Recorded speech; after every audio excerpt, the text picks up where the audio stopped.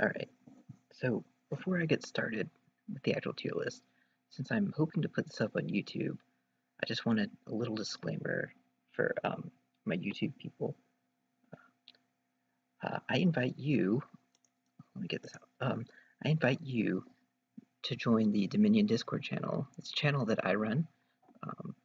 Their average is probably about 100 to 120 Dominion fans online at once. You can just chat about Dominion there. There's some weird tournaments and stuff like that go on, and lots of general discussion that I don't get that involved with. It's also one of the main hubs of the Dominion League right now. So it kind of blew up beyond my expectations, but it's a fun place to hang out if you love Dominion, and I'll put a link in the video description so you can get there. Anyway, that's the end of this plug. So, alright, what I'm doing here is I'm going to just kind of rank all the cards in the base set based on my criteria for tiering cards. Now, a lot of times I see these like, top X lists, and people put so much emphasis on like what's number one, what's number two, what's number three. They don't really think about the bigger picture, which is that every game of Dominion is different. Sometimes you're playing engines, sometimes you're playing big money, sometimes you're playing like a mix of the two, slugs or brushes, what have you. And it is important to evaluate what are good cards. And what I'm looking at here is essentially the average case for most of the cards. Like how good I think it is just on average, and taking all different deck types into consideration. I'm primarily looking at two-player because I don't play multiplayer, and it's a lot of things are still true in multiplayer, but there are a lot of cards that are different. Like Bandit is a completely different card in multiplayer, for instance. So if you're not familiar with all these cards, I'm not going to go over what each one of them does. You can look up what they do online easily enough. Just Google them. Yeah, I'm sorry. This is Dominion Strategy Wiki, and this is for people who already know what the cards do and just want to kind of get a feel for like a pretty good player's opinion on this. You can use your own ranking method, ranking cards. I don't care. This is my method. Everyone's is different. It's good that we all have different methods because it means we can learn more about Dominion by reading each other's stuff. Okay, so let me get started. Let me explain my tiers since this is the first video. So this first tier is centralizing, and what this means is any card that I put here is something that warps the game so dramatically that you almost always have to go for it, or it's almost always going to be a key factor in the game. An example from the base set is Chapel. Yeah, so like if you've been playing Dominion a while, you're probably aware trashing is really good, and Chapel is like one of the predominantly good trashers in the game because it's cheap, you can open with it, and it trashes up to 4 cards. Yeah, it's pretty flexible later into the game in cursing games too, though it's not necessarily the best response to those. You don't get anything for trashing, but whatever, I mean, it still trashes. Yeah, so this is a game that like fundamentally changes the way you play the game. And it's not to say that cards in lower tiers can't, but Chapel like pretty much always does. Like if Chapel's on the board, odds are you're not playing a money strategy, you're probably playing an engine because it's now possible since Chapel is there. Okay, and maybe that's not always true, but it's often enough that I have to put the card here. Okay, so a staple, like this is a term borrowed from Magic the Gathering and other kinds of card games.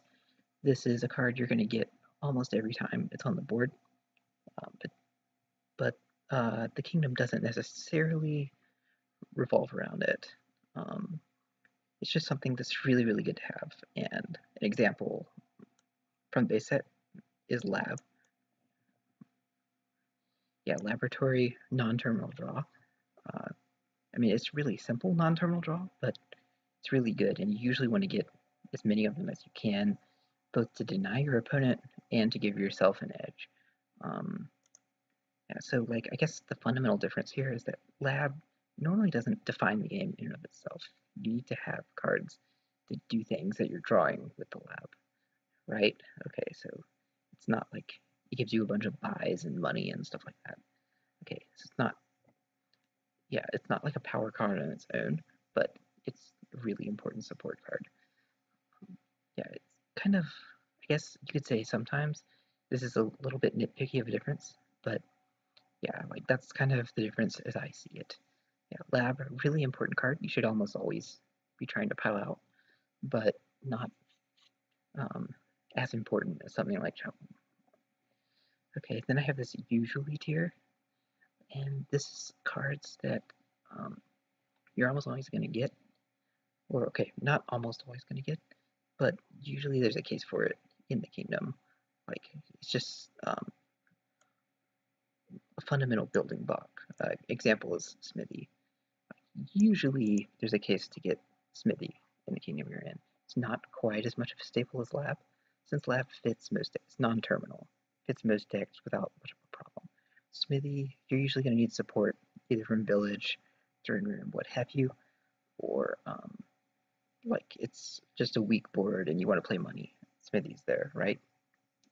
So yeah, usually like it's a powerful enough effect, plus 3 cards, that you're going to go for it. But it's not so powerful that you have to necessarily. Like there are boards where I'll skip Smithy. Okay. Okay. Then there's sometimes, which is basically a weaker version of the usually cards. The cards you get sometimes when they're in the kingdom, and they're good, right? An example would be Festival, right? Festival is a sometimes card. I guess if we're playing like Cookie Monster, okay, Cookie Monster, he will usually eat vegetables now because they're healthy, right? But he acknowledges that cookies are great, but there is sometimes food. Okay. So Festival, it has the drawback, I guess, that it doesn't draw any cards, and in the wrong scenario, it's basically an expensive silver. You see this a lot in old articles about the base set, and it's still fundamentally true. Like, Festival's still a really great card. Like, I'm definitely, like, I want to make that clear here, that these tiers don't mean this card is better than that one, necessarily. Like, Festival's great. You could make a case it's better than Smithy, I guess. I wouldn't. But, yeah, it's more about, like, how often you're going to get them, and, like, how many cases it ticks off in the kingdom. So Festival, it's a card you shouldn't always be getting, because again, it doesn't draw, and like that's pretty important in an engine, which is going to be the primary environment for a festival. Well, really, Smithy's a great example. If Smithy's on the board, you'll probably get Festival over Gold, because it'll help you draw your whole deck. But if there's not a terminal draw card on the board, Festival gets a lot weaker. Just as an example. Okay, so a niche card. This is one that's significantly weaker on average than these two, but when it's good, like it fills a really nice case, or it has a really nice value for the game that it's in. I'm gonna put Moat here. Like normally, Moat is a pretty bad card. Just draws 2 cards, which is like really crappy effect in Dominion. I mean, it's not always bad, but the nice thing about Moat is it's cheap. So, like there are some boards where that's important. You can just do a village mode engine or throne mode. But then it's also good in attack heavy kingdoms, right? But not always. See, that's the thing. That's why it's a niche. Like there are a lot of kingdoms where getting a moat isn't a great response to the attack in question. Because it's debatable, I'm putting it in this niche category.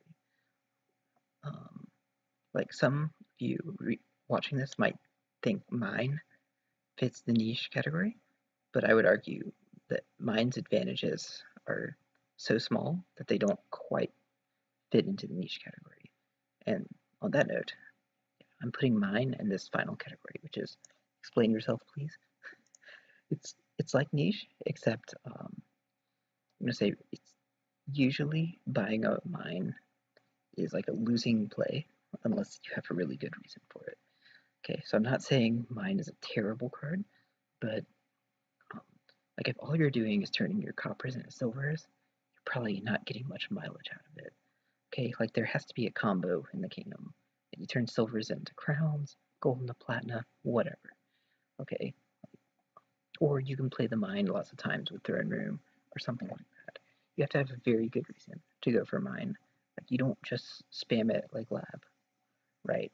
Okay, that's why I'm putting it down here. I'm not saying it's one of the worst cards in the game. I'm saying that you have to have a strong reason that you're going for it. Okay, so hopefully those tiers make sense to you. If they don't, that's fine. This is just my tier list. So let me go through these cards just kind of one at a time. They're in a semi-random order here. So Poacher, I find this one a little hard to place myself. I do usually get it. It's not quite a staple because it's so risky when piles start running out that you have to have a good case for buying it. Okay, like with Sentry, if you can get cards in your discard, sometimes you can trash them, and Poacher helps with that. But that, that's a bit of a niche case, right? Now I'm gonna put it in usually, maybe. It's kind of in between these two. Because the thing is, like, it's so helpful early in the game that you probably are gonna get a couple of them most of the time. But it's so risky later on that often I'll just trash them. Yeah, it kind of makes me think sometimes it's more of a sometimes food, right? I'm not sure where to put it. I think it's an ambiguous case. Maybe I can just stick it in the middle here because I'm unsure of where to put it. And that's okay. We can have halves. Everything is just a happy little bump in the road of life, right?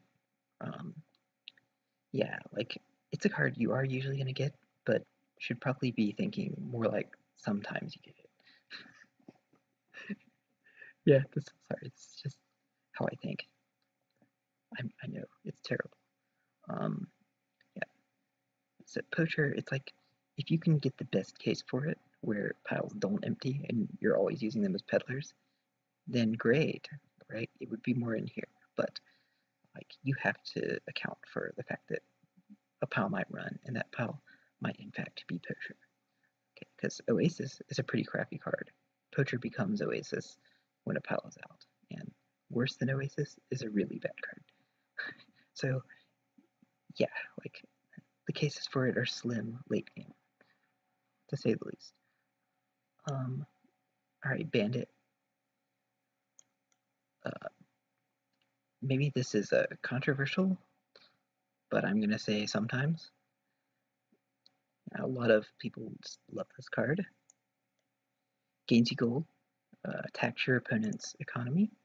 That's good. It's really good sometimes. But a lot of times you don't want to be flooding your deck with gold. And in fact, I've just often found that getting the bandit has a huge opportunity cost. For one thing, it's just a terminal action that doesn't really get you anything when you play it. And for another thing, well, okay, it's not really another thing, but like every time you play it, sure, you get the attack and you gain a gold, but you don't get any resources for that turn unless you can draw the gold. And this was a problem with Thief. I'm not sure where it is. Yeah, there. It's a problem with a lot of attacks like this that just kind of goes unnoticed by a lot of players.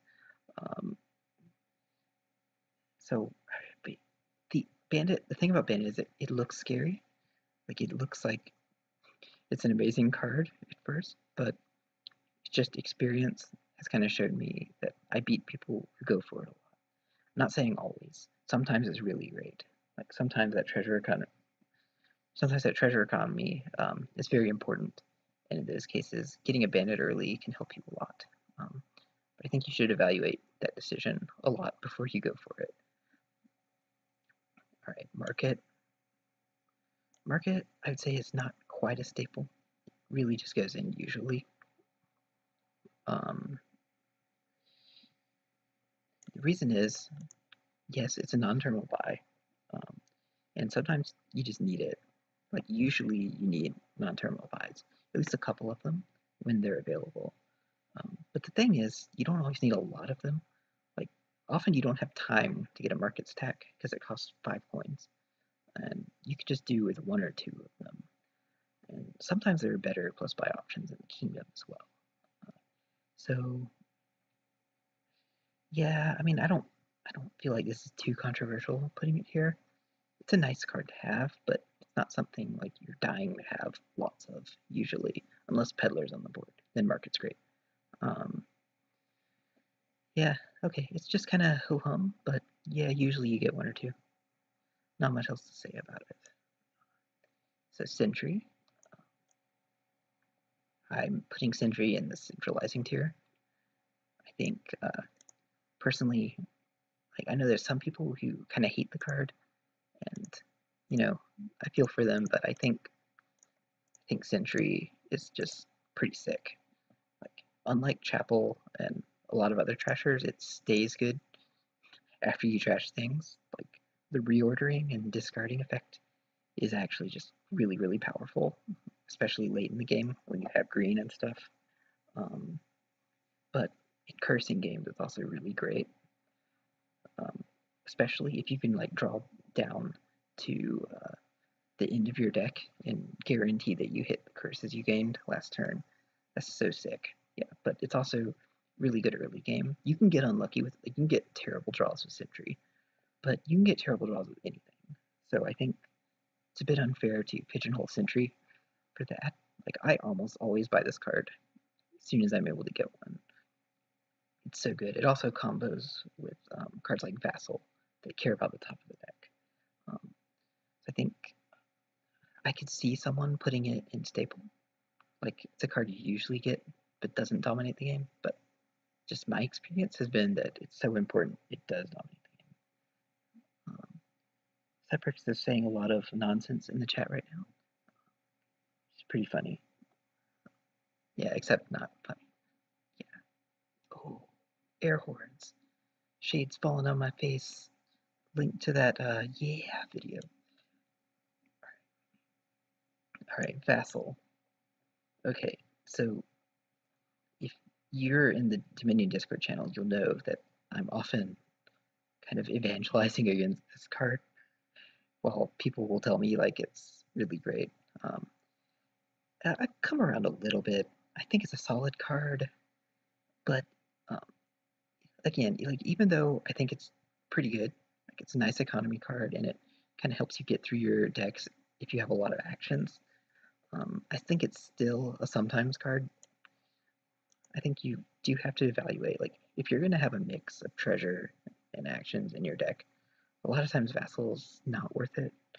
A lot of times, like if you're flooded with plus actions, then it's really good.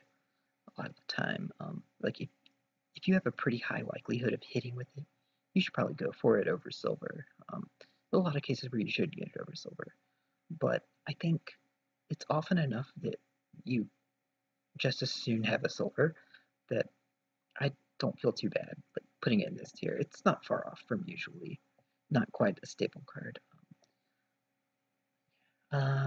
If you have comments or thoughts about that, go ahead and leave them. I'm not too passionate about this card. I do think it's pretty good, but another thing about it is it's just money, right? Okay, like nothing is just anything, but yeah, Vassal. I feel like if it drew cards, maybe I would stick it in the staple category, but like it can be like so disappointing sometimes when it hits an action and doesn't really do what you wanted. I don't know. Like this is kind of where I think about it. Yeah, and like Seprix is saying, Dan Brooks, who's the current top Dominion player, loves Vassal, and Mixina doesn't think much of it. I'm more in Mix camp, but take that as you will. Okay, I want to, since this row is getting pretty long, I'm going to go ahead and do this one, Bureaucrat. Um, Bureaucrat is a pretty easy pick for Explain Yourself. It's one of the weakest cards in Dominion, I think. And I'm honestly still to this day surprised it didn't get cut in second edition. Like, it's unique, and there is like a Bureaucrat pin you can pull off kind of sometimes, but it's mostly just theory craft. Gaining a silver on top of your deck is not terrible sometimes, but sometimes it is. The attack, it's one of the things that's like nice to have, but do you really want to play a card that gets you no resources? I don't think so. Like, me personally, like, I've just been disappointed with Bureaucrat most of the times I get it. It is useful in like some slot games, but there's almost always a better option. Yeah, and that's just how I feel about Bureaucrat. Like, it's never exciting, really. Like, even when it's good, it's not exciting. You're just gaining silvers. Oh, Seprix points out that it's great at gaining changelings.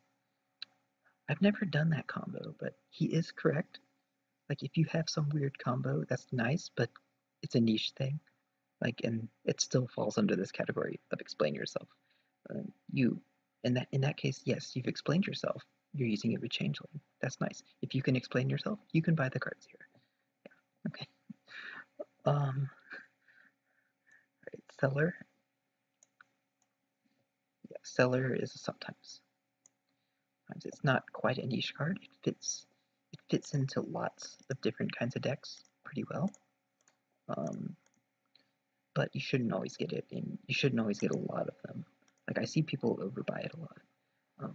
What you want, of course, is a deck where you have lots of draw, but you also need filtering. Like, you still got lots of green or lots of terminals or something that you need to sift through, and Seller just kind of helps you do it. It helps you finish drawing through your deck. And it can be kind of hard to evaluate when you're new to the game, like when it's good and when it isn't. But I think the better you get, the more you'll see those cases. And, like, Seller can definitely be a really powerful card, but it's one where you have to evaluate what you're doing pretty hard. You don't just buy a Seller willy-nilly, or you'll probably lose a game, because it can and will be a dead card in your hand if you do that. Yeah, Seprix is saying it's a usually for him. I can see that. Like, I do usually get one, but keyword there, like, one most of the time. And I think it's a little bit debatable, but I'm comfortable putting it here personally. Okay. I'm skipping the removed cards for now. Like, if I don't have time to get to them, I won't. Okay, so Witch. Now, a lot of people are probably expecting me to put it in centralizing, and I do agree that Witch can definitely, like, change the tempo of the game. But these days, there are enough ways to get around cursing that I tend to think of cursors more in the staple category. Yeah, and, like, I'm personally of the opinion, while it is a good cursor, it's not the best cursor in the game. Like, it's just a pretty solid card. I mean, it does the same thing as Moot on play, which is okay. Yeah, obviously giving curses is very important, and you're almost always going to go for it. But the thing about Witch versus Chapel is Chapel, you can be pretty comfortable just opening it and trusting that it'll work out. With Witch, you got to think about it a little bit more. I think there are a lot of cases where it's not worth over-investing in cursors at the start of the game. And you might be thinking that actually puts it in the usually tier, and sometimes I'm convinced that's true, but I think cursing is powerful enough that it's at least a staple. Yeah, let me know how triggered you are by that statement. Seprix is pretty triggered, but I can see someone saying it's centralizing. To me, I'm not as afraid of cursing as I once was. Oh, you know what I need to do? Hang on. Yeah, sorry. I hope you like my MS Paint skills. So I used to make games, and I did a lot of my art in MS Paint at the time because I didn't really have better software. So yeah, I know some tricks. I'm skipping gardens for now because it's really hard to rank alternate victory. Um, yeah, village. I think pretty comfortable calling it a staple. You basically always get villages when they're in the kingdom. Like, is it the best card in the game? No, but like you're pretty much always getting them because having extra actions is good. Like winning the village split is often winning the game. Okay, yeah, like I don't see this particular card. Like Smithy, sometimes you'll skip because can't quite fit the terminal space. Village, yeah, you just want it. Okay, and I think ironically, plain village has gotten better as expansions have come out just because it's so cheap and there's so many like upgrading cards and remodelers and stuff like that. Village is just easy to get, getting easier and easier. Yeah, really nice card. Um, Village idiots were right all along. That's what I think. Very powerful. Very powerful. Okay, it doesn't actually do anything, but yeah, it's important to add them to your deck. And on that note, throne room also is a staple. Of course, almost always going to get throne rooms in any engine you play, and engines are the most common thing you're going to play if you're playing good Dominion. So yeah, not too much to say about it. Um, Notably, in second edition, the errata was added to throne room, where you have the option of throning something or not, and that made it a little bit more powerful than it used to be. But I mean, it was always really, really good. Like, um, yeah, if you're new to the game and you don't understand why just doubling an action is better than a village in a lot of ways, consider like if you throw in Smithy, um, it's kind of like playing a village because you throw in a throne, so you can play two actions. Only you got to also draw 6 cards and then play another action. Like, I mean, obviously that's the specific case with Smithy, but that's the kind of thinking you need to do with Throne Room to see the light. Why it's such a good card. It's better than a lot of other villages. In fact, I'm tempted to put any kind of doubling card up in centralizing, but I think Throne Room is like, I don't want to say it's weak, but like it's weak enough that I won't put it in centralizing. You know, like you just like you want them, but you don't want like a deck full of them. Yeah, and sometimes it doesn't work. Like you don't draw it with anything, so it's not quite up here. Yeah, you should go for them. Okay, council room. So for me, back in the old days, people would avoid this card, right? Um, but these days, I think it's totally worth it most of the time. It's not quite a staple because, like, sometimes you'll have other draw options and you should not get council room, but sometimes you just really need a plus buy too. So I'm going to put it in usually. It's a card you usually get at least one of them. Yeah, Separate's saying staple, and I mean, I can definitely see it. Like, I feel like these days I buy it like it's a staple, but I'm probably overbuying it because giving her opponent a card does hurt. Um, it's just sometimes it's totally worth it. Like +4 cards is a lot of cards, as it turns out. +4 is a lot more than +3 in Dominion. um, yeah, let me know what you think about this because I'm kind of divided between these.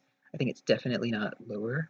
It is a card I usually get, but it's not a card I just auto buy. I have to think about it.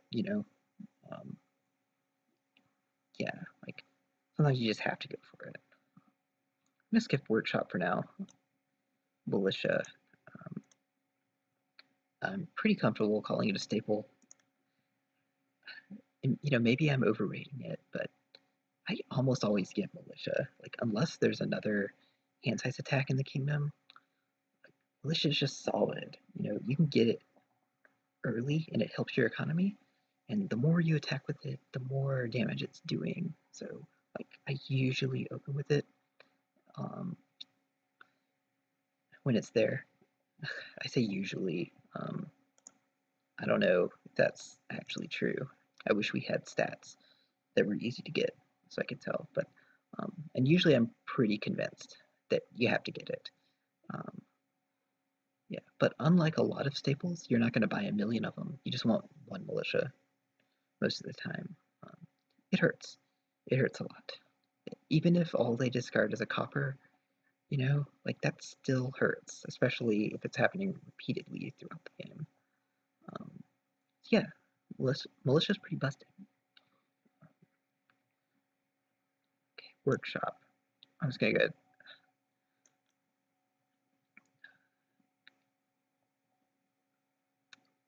So my heart says staple, but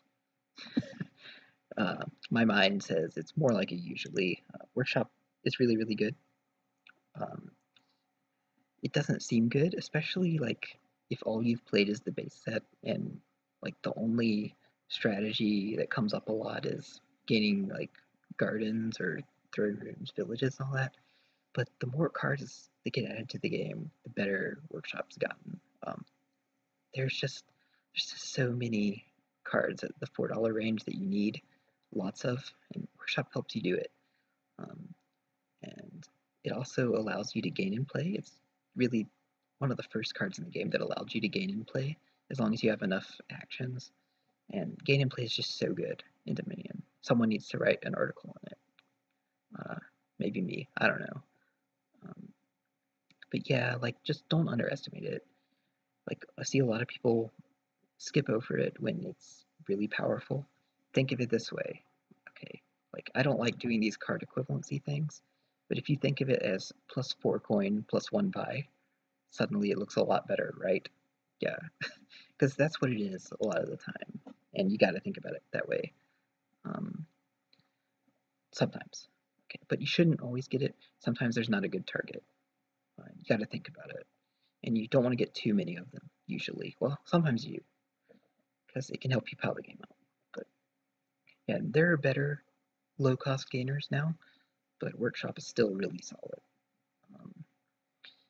Even though, like, Seprix is saying in the chat, it says sometimes. I agree, like, Workshop is awful, but it's like, it's mandatory a lot of the time. That's how I feel, like, it's like you buy it because you have to, kind of thing. Moneylender. It's almost a staple, but yeah, I'm gonna put it in usually. Moneylender, of course, it only lets you trash copper. It gives you a pretty solid benefit for trashing copper, but the main problem is just that it's terminal, and a terminal copper trasher kind of sucks. But yeah, you know, you can still hit 5 with it, which is nice early in the game. And it's even useful like late game in some weird decks. I can see it as a sometimes as well, but I usually get Moneylender when it's around, unless there's like power trashing like Chapel. It's so helpful for spiking those early cards that you need. Yeah, don't have much else to say about it.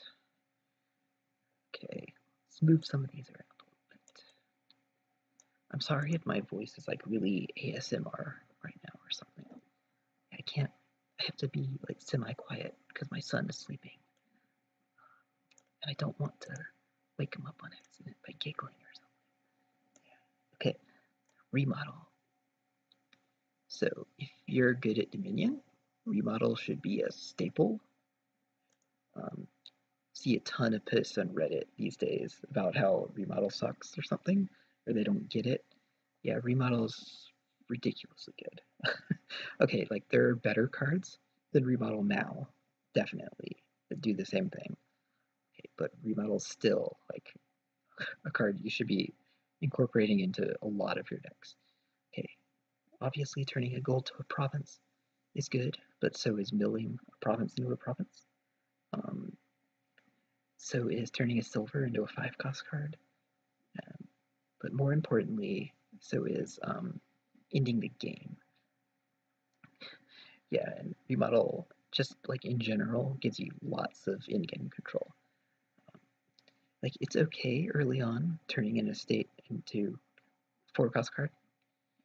Seprix is saying, like, probably usually, and I think it definitely walks that line. In fact, I'm pretty convinced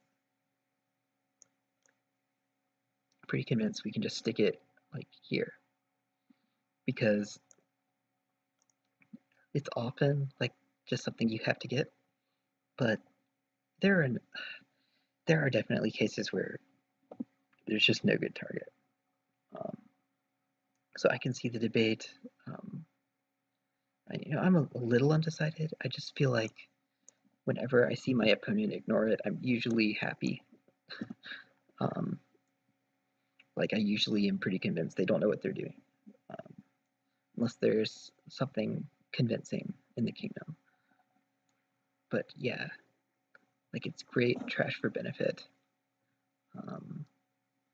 You can gain and play with it, which is really sick. But it's mostly just in-game potential. Remodel has a ton of it. Library. So I'm going to put this in sometimes, but I'll acknowledge and just state for the record, I think library is extremely powerful. Like, it's basically the best draw to X card, just in terms of actually drawing to X, at least for now. The thing is, though, like, you just can't use it in every deck. Like, it doesn't work out in so many decks that you got to pick your spots with it. It's a nice counter to Militia and other hand-size attacks. It's really nice that it filters past actions. Unfortunately, like, if there's other junk in your deck, library is hurt a lot. And it's kind of cute and appropriate that I put Festival and Library in the same tier, since it's an amazing combo that you can do just in base head games. Yeah, my heart, I love Library. It's one of my favorite cards in Dominion. I want to put it in usually, but I think there are enough cases where you shouldn't go for it. Like if you're trying to get mass draw, you might get one library to help set your turn off, but obviously you can't draw more than 7 cards. So it's not a mass draw card, and mass draw is just much better than up to 7 draw. Anyway, come at me, I guess, if you have opinions on that. Harbinger. So I'm gonna put. So here's the thing, like, it's kind of a niche card. Like, hey, I actually think, like, digging through your discard and top decking stuff is pretty cool. Like, and it's often very useful. But especially in engines, you can't make use of it a lot of the time. So, like, it feels like a niche card, but the thing is, it's a cantrip, and that makes me think sometimes it's a sometimes card, because, like, often you just buy them because they're free, like, they're cantrips, and they're not hurting you. So kind of in between here is where I'm going to put it. Like, there are definitely some really nice combos with Harbinger, but they're unreliable a lot of the time, and I don't feel strongly enough either way, so I'm just kind of sticking it in the middle here. Yeah, Panama Camel saying, I try so hard to avoid buying. Oh, he's talking about Council Room. Yeah, and that's why I have it in usually and not staple. Yeah, but the thing is, Panama Camel, like, back on Council Room, this is what I'm talking about, viewers. Council Room is just so good. It's 4 cards and a buy. That's just really, really powerful effect. Like, I can't stress enough. Like, that's doing, like, more than what Smithy does with a plus buy. Like, it's ridiculously good. Sometimes you just have to take that risk that it's going to help your opponent. Okay, merchant. Now I see a lot of people hype merchant up, and this is another one I'm a bit divided on. And I kind of am just thinking sometimes, usually, like, here's the thing: it can be a peddler. If you can draw your deck and guarantee that you get silver, then it's a peddler, right? A lot of times, you can't quite make that happen. So it feels more like a sometimes card to me, but I can see the argument that you want to look at its best cases a little bit more, since it's a cantrip, and so it's just safe to get. Yeah, so it's like I could be swayed either way, and I don't feel strongly about it. I'm sticking it here. Like I know that's a little wishy-washy, but this is just how I feel. I think the other thing is merchant. It's just okay payload, right? Like it's only +1 coin. Sure, it's a cantrip, but you have to invest in like this deck that guarantees it draws a silver to get it, and I don't know, like sometimes that's not that deep an investment, but I feel like it is often enough that it's just like an okay benefit for doing that. Maybe other people feel differently. That's okay. I think you could put it in either one. It's certainly not a staple, in my opinion, because I just think the payload's not quite strong enough to put it as a staple. But yeah, somewhere in here. Somewhere in here. Yes, Epix is mathing me. Yeah, and yeah, I don't do math. I'm in English. English. What do you call it when you have an MA? I guess I don't really have a title. Okay. Anyway, Artisan. So Artisan is like bonkers good. um, it's bonkers good. I think it's this good, personally. Um, Gaining a 5 cost, like 5 costs are like it's usually your goal, like to gain 5 costs in Dominion. That's just the truth. Like you're trying to get lots of those good 5 cost cards. Artisan lets you do it. It also lets you top deck one of them. I say lets. The top decking could be seen as a drawback, but yeah, one of these things you pick up over time is that top decking cards is incredibly good to Dominion, even if you're doing it at a hand size loss a lot of the time. Yeah, Artisan is also the best gain and play card in the base set. What I mean is you can play Artisan, gain a card to your hand, and immediately play it. That's just ridiculously good. Okay, it lets you get something you need right now and guarantee you'll be able to play it right now. Like, do you need a remodel to end the game? Well, Artisan will let you gain that remodel and play it to mill gold in the province. You know? Okay, these are the kinds of things you need to be thinking about at the high level. And Artisan lets you do a lot of those things.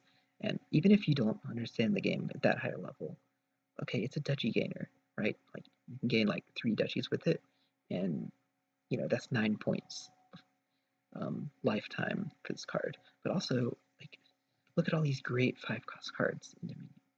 You know, you want to gain lots of those. So I can't stress that enough. Artisan is just bonkers good. Okay, now let me get back to gardens. So I'm gonna put it in niche. I don't feel. Oops. I'm gonna put it in niche, and I can see the argument for explain yourself, please, with gardens. Here's the thing: when the base set first came out, like people thought workshop gardens was really overpowered because the base set had a lot of these weak cards that made boards just tend toward being really weak. They also didn't understand the game fundamentally, and on really weak boards, where like people don't know what they're doing, like a bad strategy will win a lot. That's kind of how I feel about Gardens. Like it wins this kind of niche games. Um, uh, like it can be powerful, but in order for Gardens to be powerful, there has to be like really specific circumstances in a kingdom. The thing is, playing a deck with lots of cards in it is just bad. Like in most card games, and especially Drew and Dominion, you want as few cards in your deck as possible, or you want lots of draw to make it seem like your deck's really thin. Gardens just like the only games where it's good, really, where you can get lots of points, are like slogs. And slogs are becoming less and less common by the day in the metagame. So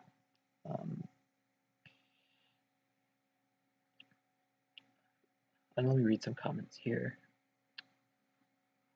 I'm not sure what Panama Camel's referring to. He says something's really broken occasionally.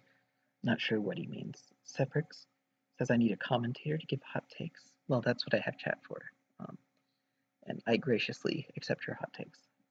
Single T is asking if I'm talking in a base set context. And my answer to that is I'm talking about Dominion as a whole. But I think these things also apply in a base set context for the most part. Like, there are very few changes I would make. Like, I would probably lower a few cards, maybe. I don't know. It's hard to say. Cause here's the thing. I don't play mono set games. Like, I play real Dominion, which is with all cards. I'm sorry if that's like an elitist stance on the game, but that's just how I feel. You know, if you like playing with single sets, I'm just joking. I'm not really elitist about it. That's fine. Um, so Singles, he's saying Gardens is stronger outside the base set. I do agree, but I think it's still pretty rare that Gardens is good. Like, often it's a duchy at best, and that's why I'm putting it here. Because, yeah, sure, a $4 duchy is nice, I guess, but it's still only a $4 duchy. Like, it's nowhere near as powerful as Vineyard or even Silk Road a lot of the time, which is saying a lot because Silk Road is also pretty niche. Um, yeah, like I could see the argument for sometimes, like, I don't know, it depends on how you evaluate alternate victory cards. And I personally score them pretty low for the most part. Yeah, yeah, like Single T is pointing out like combos like Beggar, Ironworks, stuff like that. And I'm looking at general cases. Like I agree, like there are combos that make it really good. That's why it's a niche card. Like I'm not saying like it's a bad card. I'm saying it's a good card when that niche is fulfilled. Um, okay, well I guess I have time to do the cut cards. I wasn't sure if I was going to get to um, our sad fallen boys of Dominion. I don't think any of them are female. There's some females on Feast. Okay, let's start with Adventure. Um, Adventure. Adventure is explain yourself, please. And I'm just going to keep this short and simple. Like, if you buy Adventure over Gold, you'd better have like really good reason for it. Yeah. Now, ironically, since Adventure got cut, like some cards have come out that make it a little better, like Crown. But yeah, like Adventure just sucks. I mean, sometimes it's the only draw you have, but if that's the case,